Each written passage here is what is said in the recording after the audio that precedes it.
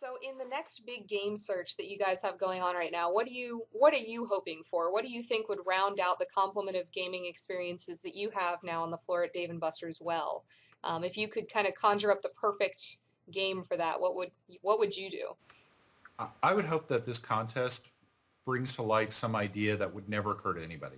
Something that is so cool and so unexpected, but yet something that you go, wow, I'd love to play that kind of game.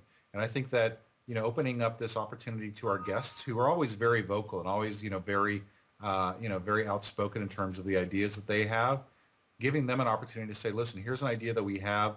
This is something we'd like to do um, is a natural progression. It's something that we think can give us a different perspective than the people who have been coming up with these game concepts for for years or in some cases even decades. Absolutely. That was one of the things that really struck me interviewing a lot of indie developers at PAX East this year is that the game experiences you see out of someone who's never developed a game before are just tremendously different. They have a smaller appeal, but they're more focused, and the people who respond to them respond very strongly. So I think it's a really great kind of direction you guys are taking with this game search, and it's really exciting. Thanks. A great game, in my opinion, is kind of a paradox. It needs to be something that's so fresh and different that it captures your attention and makes you, pay notice. The problem, though, is that it needs to be relevant. It needs to be something that you want to play. It can't be so crazy and so out there that people look at it and go, that's just not interesting to me. So you kind of have to find that happy medium between something that is new and different and exciting and fresh, but not something that nobody would want to play. My biggest concern about this contest, of course, is that in order to find a lot of really interesting, unique ideas, there are going to be a lot of ideas that are going to be unique and different, but not particularly great either. No, absolutely. I think the challenge is going to be interesting. Being interesting without alienating, making it accessible while still keeping it captivating. Exactly. A lot of the most popular games, if you think about it, are games that introduce some new element of gameplay, something that people have never seen before in terms of the actual game mechanics. But usually the setting is very relevant. It's very similar to something that you played before, something very similar to your own life. Think about Grand Theft Auto, for example. Great, fantastic game. The setting is very familiar. It's an urban city, but the opportunity to do things is something, that you've never seen before in a video game, I think is what really gave it that edge. Absolutely. That's a good point. I think a lot of games like Prince of Persia is a very, common fantasy themed game, but that ability to control the time mechanic is what really made the series. So, good point. The first thing I saw when the next big game search came across my desk was that, we have a lot of interaction with indie developers here at GameSkinny, and I thought, wow, this is a huge opportunity for some of these new indie developers to get a game in front of a huge, name like Dave and Buster's. That's just really excellent. Are there any indie games currently available at Dave and Buster's from maybe game developers that didn't have a big title out in the space before? Not really. I mean, that's something that I think we'll probably look at as time goes on. But one of the things that's kind of, that's important to understand is that the games that we have are generally, as I said before, built from the ground up. And so there's a hardware component, there's a software component, there's a lot of things that kind of go into that. And I think that one of the things that we find with indie developers is that they generally don't have the kind of capital required to do the hardware engineering. So, at some point there may be an opportunity to create a standardized cabinet where you're just kind of, bringing new content to a Dave and Buster's. But for the most part, I think that what we're finding is that it's more sort of a situation where you have to have hardware capabilities and hardware engineering capabilities. Gotcha. No, I could see that providing a big challenge, but that's exactly why a contest like this is so important. It's a huge opportunity to kind of maybe bridge that gap for some of these guys if they've got a really cool idea to pitch you during this time period.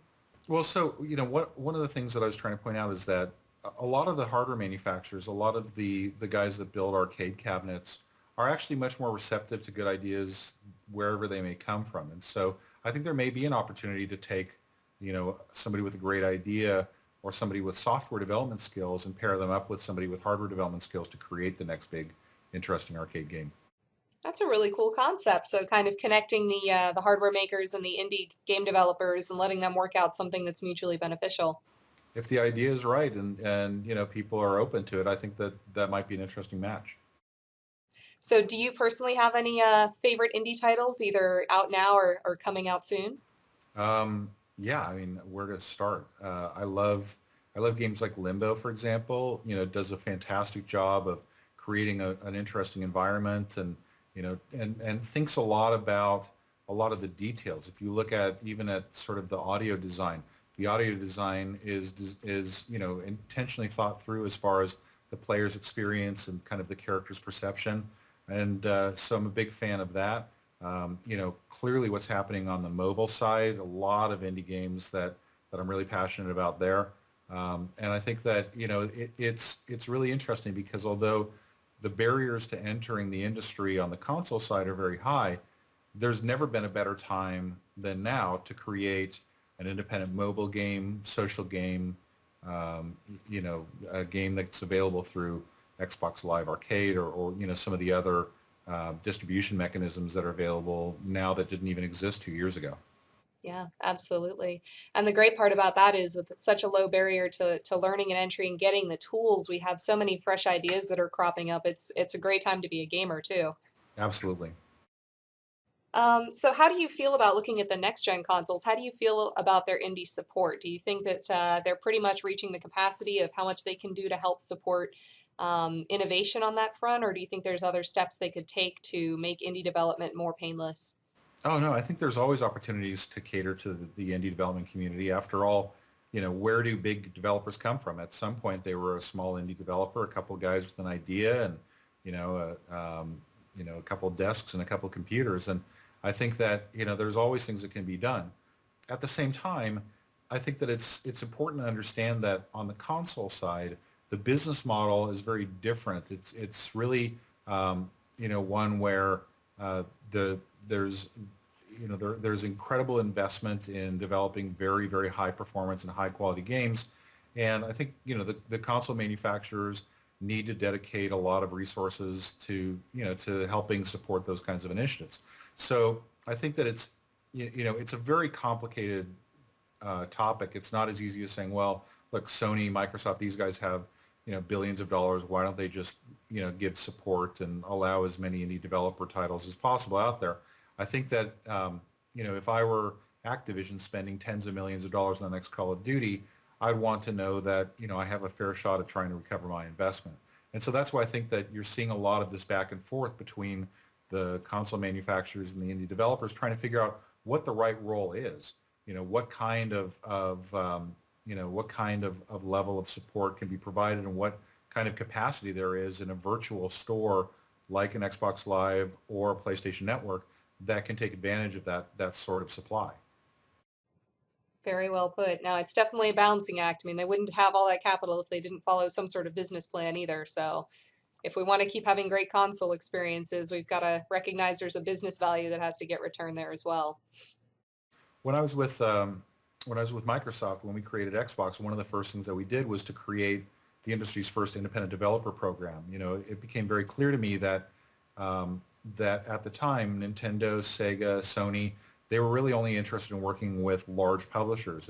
And in fact, if you weren't a large publisher or aligned with a large publisher, you couldn't even get access to development tools that would allow you to start developing these titles. So we intentionally created something that was called the Xbox Independent Developer Program that gave people the opportunity to get access to development tools and to create things that then they could go and take out to publishers with an eye towards bringing them to market. And I think that that's been a hallmark of Xbox from the start, and it's something that I would hope that they would reinvigorate and re-energize. When I was at PAX East interviewing a lot of the indie guys, one of the things that we heard over and over again was that their game was coming to Xbox Live Arcade. So I think that from that perspective, that spirit was alive and well, that was one of the platforms that they were choosing for launch. Yes,